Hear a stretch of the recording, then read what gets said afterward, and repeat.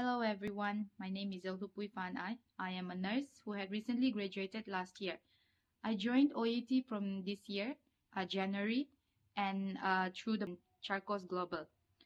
After several months of practice, I sat for my OET on 18th May 2024.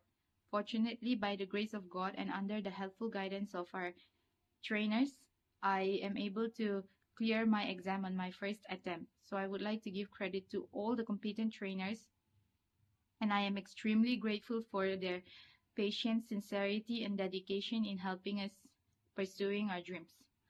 Under their guidance, hopefully, I will be able to get a job as a registered nurse in the UK, not only in the UK, but also in Germany, Australia, and Middle East. Moreover, there are lots of benefits that we can get through this company, which is too many to mention right now.